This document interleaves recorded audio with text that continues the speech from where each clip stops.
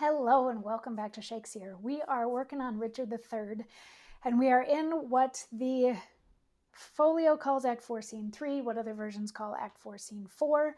And at this point in the play, Richard is king. He doesn't have a whole lot of allies left, and he's been killing people left and right.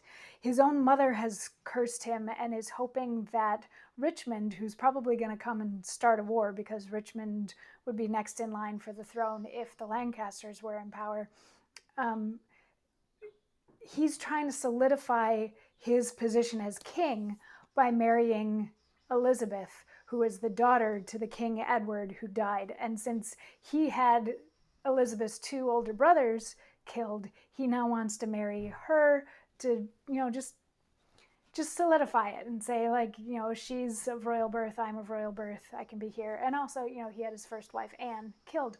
So he's been chatting with Queen Elizabeth, who is young Elizabeth's mother, trying to convince her to go woo young Elizabeth for him or tell him how to woo her. And Queen Elizabeth is just mortified by this. She's like, how do I convince my daughter to marry her uncle who killed her brothers and all these other people? And she's like, this is no, and we don't trust you when you say that you're going to love her forever. How long does forever last? Because, Lady Anne and all that sort of fun stuff. And he's like, I swear I'll be good to her. And she's like, yeah, but what do you swear on? And all of the things that he tries to swear on, she's like, but you've broken an oath in that respect, and you've broken an oath in that respect, and all of these sorts of things. Until finally he says, as I intend to prosper and repent, so thrive I in my dangerous affairs of hostile arms.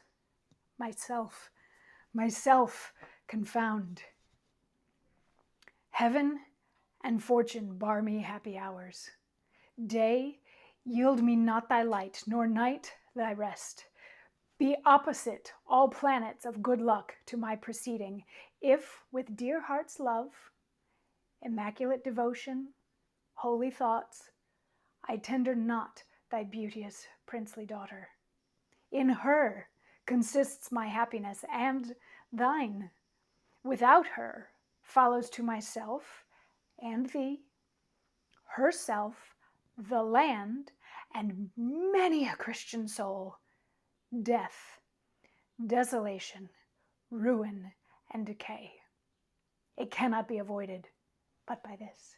It will not be avoided but by this. Therefore, dear mother, I must call you so, be the attorney of my love to her. Plead what I will be, not what I have been. Not my deserts, but what I will deserve.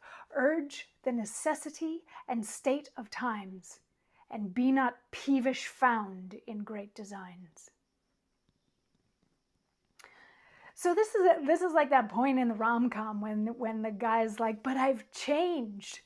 He's walking that line between but I've changed and if you don't do this, I'm going to kill you.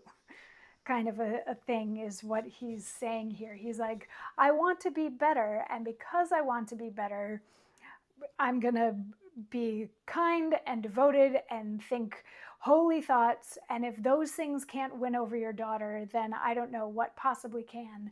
And if she doesn't marry me, you and she and the entire country, and maybe even people outside of England, are going to suffer horribly. So go to your daughter now, however you need to spin it. Tell her she's going to marry me. Tell her that this is a very important thing that has to be done.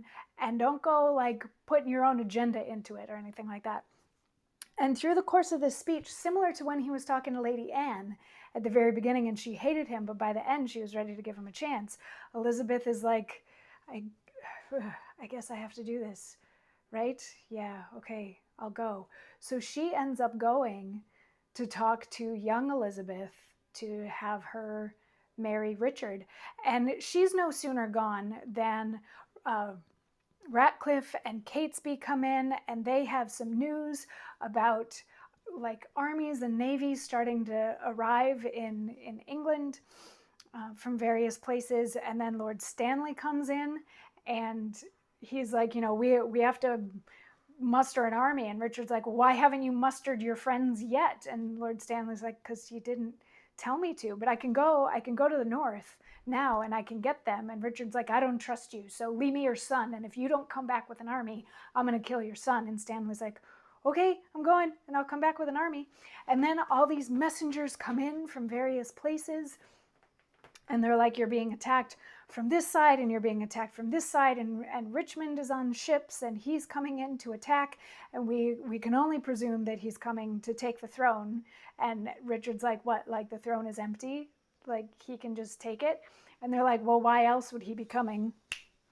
And sorry about that. They're like, we can't think of any other reason why he would be coming. And Richard starts to get a little frantic and a little panicked at this point. But somebody does come in with the news that Buckingham at least has been captured. So he's like, okay, that's good, but we got to get these armies together. So we're ready to go fight Richmond and his armies, which are attacking kind of from all sides.